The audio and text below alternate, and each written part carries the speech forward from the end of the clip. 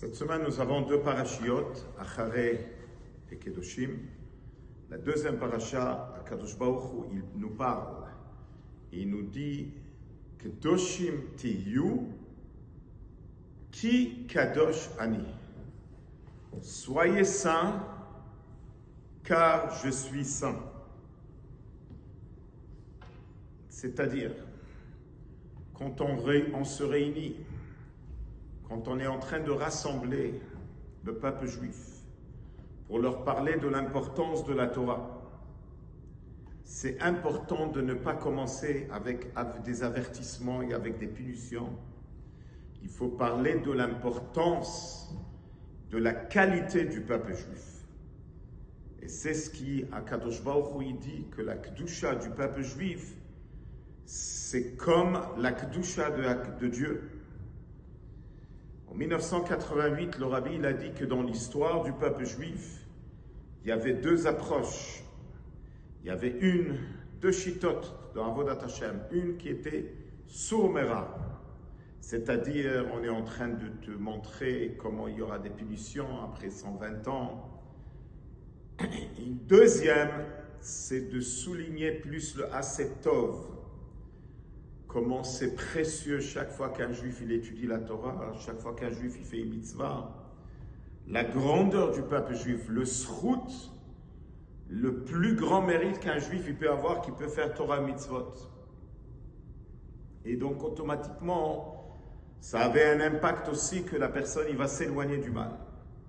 Et le Rabbi continue, il dit quelque chose de très fort. Il dit, pendant les générations, on a testé ces deux approches et on a vu les conséquences. Ceux qui ont souligné essentiellement le assez tov a beaucoup réussi.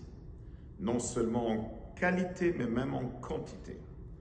Plus forte raison, quand on parle d'un juif qui est complètement dehors, on ne peut pas l'approcher avec de menaces.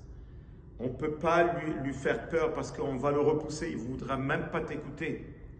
Il faut l'approcher avec amour, comme c'est marqué dans Pirkei Avot, Ohev et Abriot, tu approches les gens, ou Mekarvan la Torah.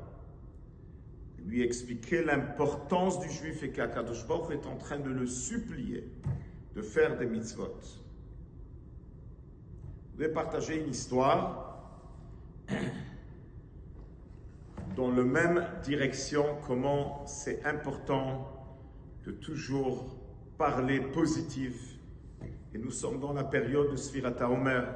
Malheureusement, on a perdu 24 000 élèves de Rabbi Akiva à cause d'un manque de respect un vers l'autre. Il s'agit d'une bonne éducatrice, très aimée sur ses élèves, mais toujours elle arrive en retard. Et le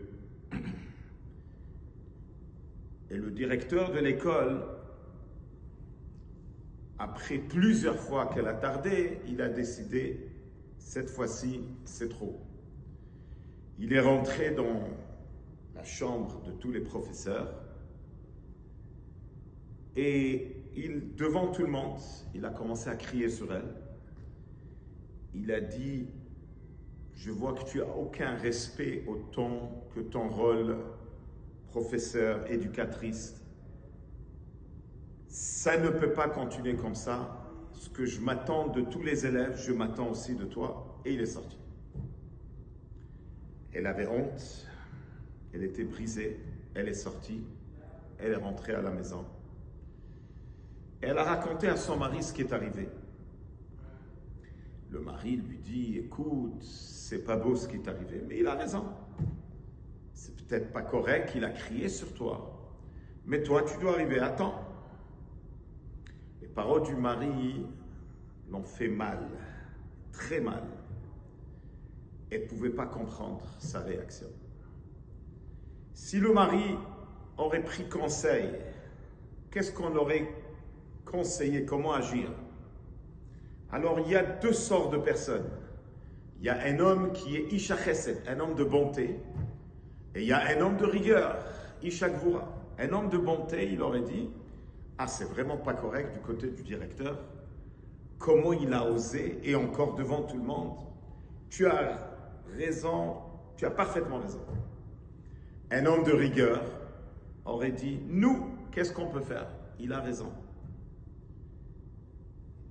Tu ne peux pas tarder et encore t'attendre que le directeur soit d'accord avec ça. Mais il y a une autre réaction.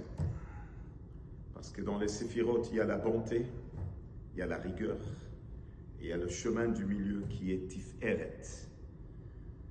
Tiferet, c'est « je comprends ce qui est arrivé, c'est vraiment pas beau de recevoir une reproche, et encore plus devant tout le monde, c'est terrible.